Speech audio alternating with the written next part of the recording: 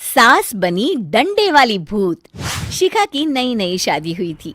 उसका मायका और ससुराल दोनों कानपुर में ही थे, इसलिए उससे मिलने उसके भाई अक्सर आते जाते रहते थे। ये बात शिखा की सास मीना को बिल्कुल पसंद नहीं थी। मम्मी जी, आज राहुल भैया आ रहे हैं। कौन? तेरे चाचा का लड़का? जी मम्मी जी। अरे पर वो तो दिल्ली में रहता है ना। हाँ मम्मी जी, उन्हें कल सुबह दिल्ली के लिए निकलना है, तो वो आज मुझसे मिलते हुए कल सुबह यहीं से निकल जाएंगे। हमने तो धर्मशाला खोल रखी है ना। कुछ कहा क्या मम्मी जी? मैंने कहा हाँ हाँ, आने दे तेरे भैया को, जमकर खातिरदारी करेंगे। अब तो कुछ करना ही पड़ेगा, इससे पहले कि मेरा घर धर्मशाला बन जाए। ये कैसी बातें कर रही हो मीना? सच ही तो कह रही हूँ। अभी इसकी शादी को साल भर भी नहीं हुआ और आए दिन इसके घर वाले आ धमकते हैं। अरे तो क्या हुआ, वो इसी शहर में रहते हैं तो हाल चाल लेने आ जाते हैं। इस बार मैं उनका हाल और चाल दोनों ही बिगाड़ दूंगी। अब बहुत हो गया जी। अरे ये कैसी बातें कर रही हो? हे भगवान, बस आप तो देखते जाइए। शाम को राहुल आता है। नमस्ते आंटी, कैसे हैं आप लोग? हम लोग तो ठीक है, तुम कैसे हो बेटा? मैं भी अच्छा ही हूँ आंटी। बस आज रात के बाद नहीं रहोगे। चलिए भैया, मैं आपको हमारा घर दिखाती हूँ।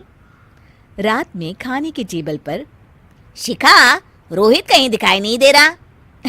जी भैया, वो ऑफिस के काम से बाहर गए हैं, कल शाम तक आएंगे। अच्छा अच्छा। बेटा, क्या तुम भूत प्रेत में मानते हो? नहीं नहीं आंटी जी, पर अचानक आपको ये ख्याल कहाँ से आ गया? पता नहीं क्यों, कभी कभी मुझे लगता है जैसे रात के समय बैठक में कोई घूमता रहता है। ये आप क्या कह रही हैं मम्मी जी? हाँ, तुम लोग घबरा ना जाओ, इसलिए मैंने आज तक इस बारे में कुछ नहीं कहा। ये आपका वहम होगा आंटी जी, ऐसा कुछ नहीं होता। हो सकता है। चलो अब मेरा सोने का टाइम हो गया है तो चलती हूँ मैं। शिखा बेटा, राहुल के सोने की व्यवस्था वहीं दीवान पर कर देना। जी पापा जी।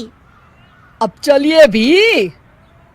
अच्छा, तो बैठक में सोने वाले हैं साहबजादे। क्या बड़बड़ा रही हो? कुछ नहीं, आप सो जाइए। मीना और महेश के सोने के बाद शिखा और राहुल आपस में बात कर रहे होते हैं, तभी डोरबेल बजती है। अरे आप!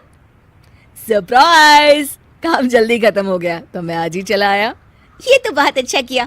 देखिए राहुल भैया भी आए हुए हैं, आप दोनों का मिलना भी हो जाएगा। कैसे हो रोहित? मैं तो ठीक हूँ भैया। शिखा, मैं भी आज यहीं सो जाता हूँ, राहुल भैया से बातचीत भी हो जाएगी। अच्छा अच्छा ठीक है।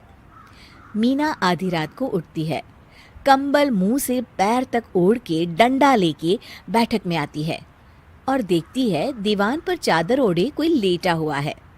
देखो तो कैसे मजे से सो रहा है बहन के ससुराल में। मीना ताबड़तोड़ 4-5 डंडे मार देती है। अरे मर गया, अरे बचाओ बचाओ, कौन है? मीना जल्दी से अपने कमरे में भाग जाती है। हे भगवान, ये मैंने क्या किया? ये रोहित कहाँ से आ गया? लगता है ये नालायक राहुल मेहमानों वाले कमरे में सो गया होगा। आज तो इसकी खैर नहीं। उधर बैठक में, अरे क्या हुआ रोहित? मैं बाथरूम में था, तुम्हारे चिल्लाने की आवाज सुनी। पता है भैया, मैं सो रहा था, अचानक से कोई आकर मुझे डंडे मारने लगा। ये क्या कह रहे हो? लगता है तुम भी आंटी की तरह भूत प्रेत में मानते हो। नहीं नहीं भैया, सच में कोई आया था। मैं तो जा रहा हूँ मेहमानों वाले कमरे में सोने के लिए। इस समय अपने रूम में जाऊंगा तो शिखा की नींद खराब हो जाएगी। ठीक है भाई, जाओ तुम, जहाँ तुम्हारा भूत डंडा लेके ना आ सके। थोड़ी देर बाद मीना कंबल ओढ़ के डंडा लेकर मेहमानों वाले कमरे में पहुंच जाती है। वो बिस्तर पर सोए रोहित को फिर डंडों से मारने लगती है। अरे मर गया, अरे मर गया। तू भूत प्रेत में नहीं मानता ना? ये ले, अब डंडे खा। हैं? ये तो माँ की आवाज है।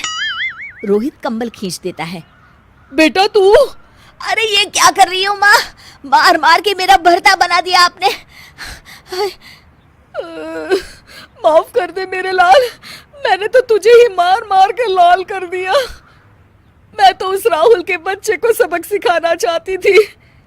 राहुल भैया को? हाँ बेटा, मुझे लगा अगर उसे डंडे मारूंगी तो शिखा के मायके वाले यहाँ आना छोड़ देंगे। हे भगवान, माँ ये घर शिखा का भी है, उसके घर वाले जब चाहे आ सकते हैं। हाँ बेटा, आज मुझे भगवान का इशारा समझ में आ गया। मैं कितना गलत करने चली थी और अपने ही बेटे को चोट पहुंचा दी। अब चुपचाप जाके सो जाओ माँ, और किसी को कुछ बताने की जरूरत भी नहीं है। शिक्षा